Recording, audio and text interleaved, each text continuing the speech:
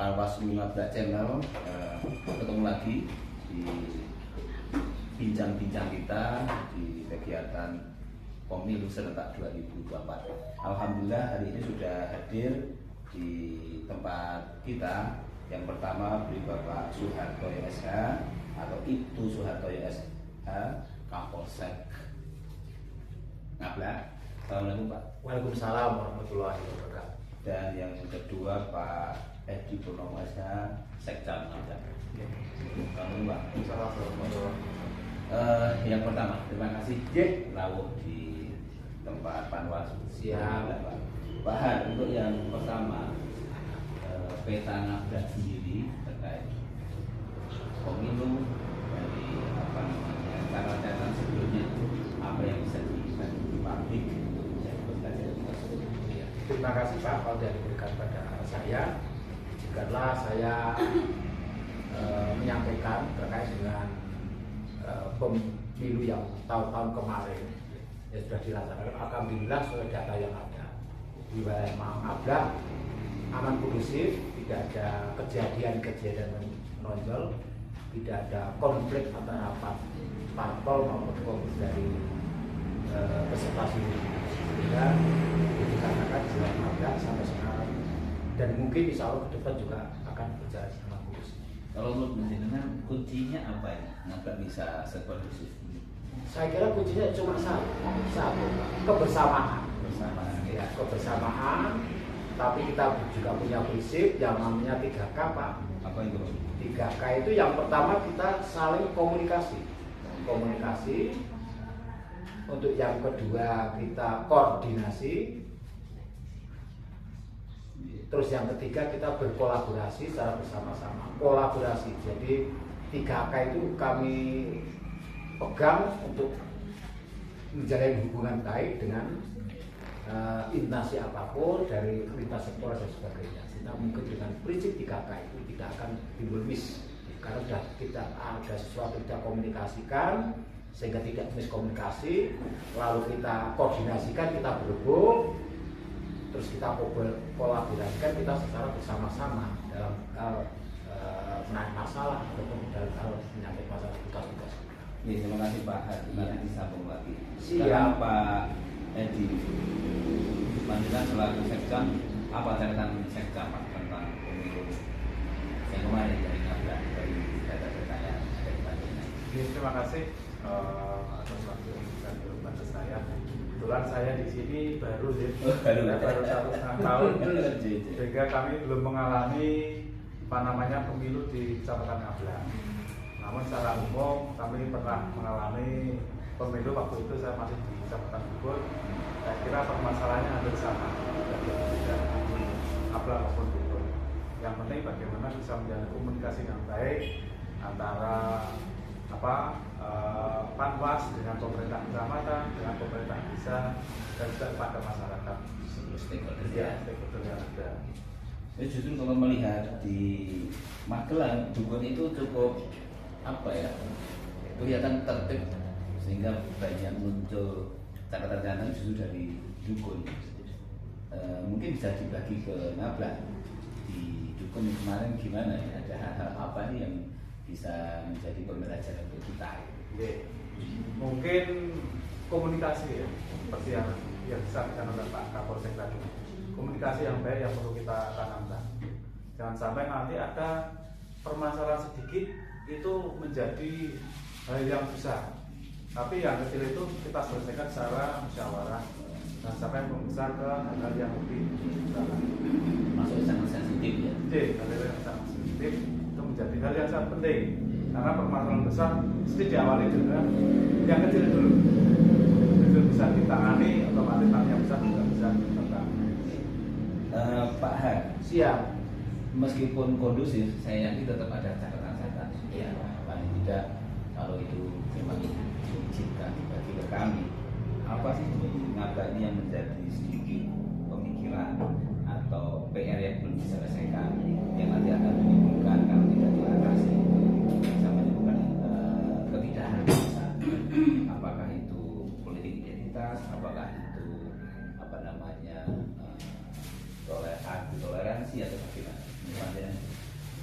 yang pertama menurut saya ya kita kondisikan dulu di masing-masing peserta namanya untuk pemilihan anggota DPR. Nah, itu kan mestinya kita sesama yang calon itu kan harus rukun dulu Pak. Silakan berkompetisi tapi dalam arti hal yang positif, jangan saling menjatuhkan dan sebagainya.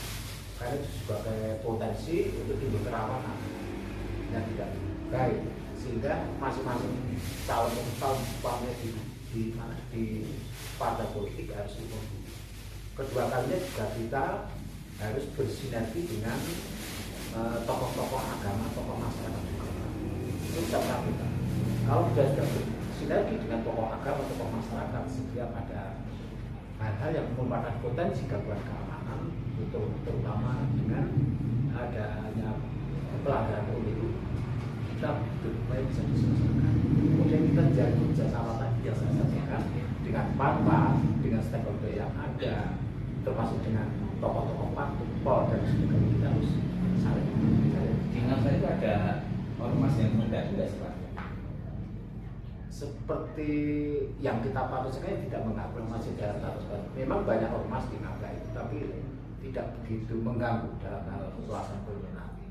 Kita sudah mapping, kita sudah pegang tokoh-tokoh masyarakatnya, sehingga nanti bisa dikendalikan, insya Allah.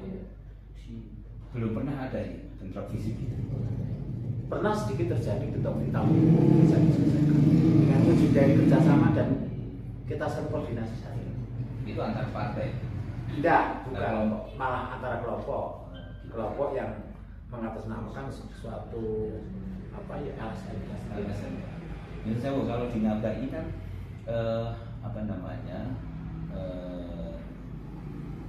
salahnya kan lumayan sebenarnya. Kalau ada yang udah adik ya, karena ada populasi Indonesia ya umat misalnya Nasrani ya, juga lumayan ya kotanya. Kemudian Islam juga apalagi itu mayoritas, dan itu ada di sini, tapi itu juga mayoritas. Gimana ini membuat hubungan kedua ini bisa harmonis dan itu nanti tidak bermigrasi ke arah pemilu? Itu saya kira yang saya sampaikan dari tokoh-tokoh agama. Ini ada kelompok itu Pak ya, kepulangan teman berdoa ya? Ada, namanya KUB. Nah itu kita jalin terus Pak. Jadi masalah toleransi beragama di Ngabla itu sangat tinggi sekali. Kalau tidak menjurus ke sara lah, dan tidak akan mengarah ke pelanggaran pemilu. Saya kira seperti itu. Disambung ke Pak Edi. Pak Edi, pernah dengan punya pengalaman melihat atau terlibat di dalam ada pelanggaran yang kaitannya dengan money politik itu? Secara umum kami mendengar. Tapi untuk menemukan tersangkanya kami belum pernah. Kami hanya mendengar isu-isu itu ada. Tapi secara real kan belum pernah. Karena kemarin waktu konsolidasi nasional di Bawaslu itu Presiden orang nomor 1 itu mengucapkan secara langsung bahwa kalau ada orang mengatakan bahwa monopoli sudah tidak ada, saya 2 kali wali kota, sekali gubernur dan 2 kali presiden, dan saya mengatakan itu masih ada, begitu. Artinya kalau seperti orang nomor 1 sudah bertiga seperti itu, sampai ke bawah mesti semakin dekat dengan masyarakat, semakin merasa mendengar dan semakin mengalami lah istilahnya. Tapi selalu ya bahwa hanya mendengar ya. Iya, karena saya sendiri juga sampai sebagai aparat pemerintah juga, saya juga sebagai masyarakat. Okay.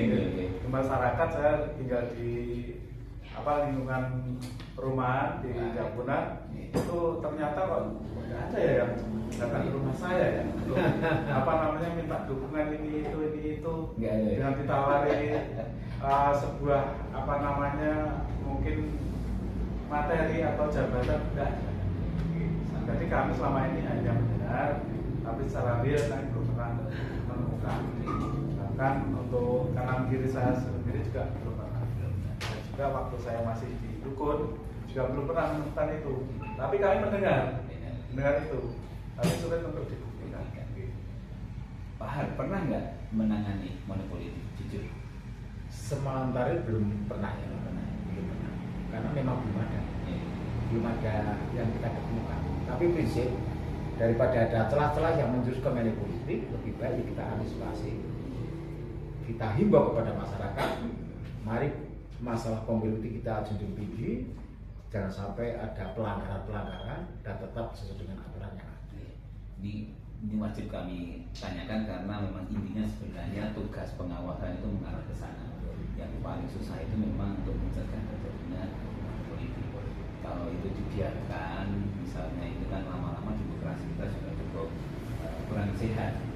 Meskipun kelihatannya tidak mudah dan mungkin agak susah juga menghindari itu.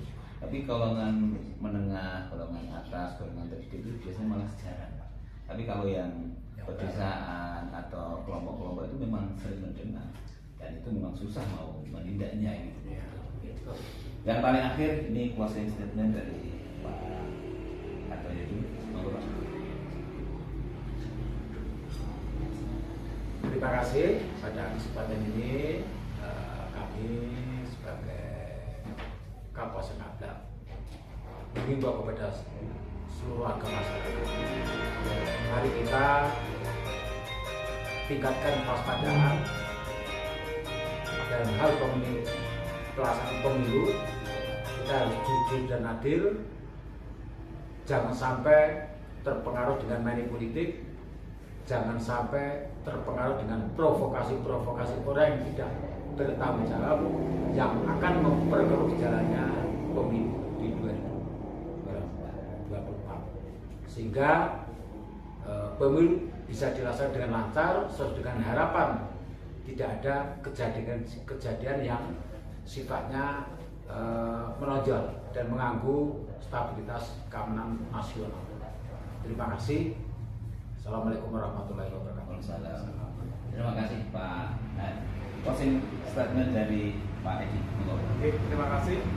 Kami dari aparat pemerintah kecamatan yang sangat mendukung pelaksanaan kegiatan pemilu tahun 2024. Intinya bagaimana kita menjalin komunikasi yang baik, menjalin koordinasi yang baik dan kolaborasi yang baik sehingga pelaksanaan pemilu itu menjadi pemilu yang bermartabat, pemilu yang bersih, jujur dan adil sehingga bisa diterima oleh seluruh lapisan masyarakat. Begitu dari saya dan kurang lebihnya maaf. Assalamualaikum warahmatullahi wabarakatuh. Terima kasih Pak Edi Purnomo SH Sekda Ngabla. Panwaslu Cam Ngabla Channel kita telah berbincang-bincang dengan dua tokoh penting di Ngabla ini yang intinya bahwa semua bersepakat untuk terus menjalin komunikasi, menjalin koordinasi dan kolaborasi karena ini ada hajat semuanya, bukan hajat satu dua orang instansi tapi ini semua masyarakat Indonesia, baik itu Panwas, Cam, Kapolsek dan tentu pemerintah di Kecamatan Ngabla terus bekerjasama untuk kesuksesan pemilu serentak tahun 2024. Terima kasih Pak. Terima kasih Pak Edi. Saya ketemu di lain kesempatan. Demikian Pak Lofrul Channel obrolan kita di siang hari ini. Kita akan ketemu lagi. Mudah-mudahan ada manfaatnya. Salam awas. Assalamualaikum warahmatullahi wabarakatuh. Waalaikumsalam warahmatullahi wabarakatuh.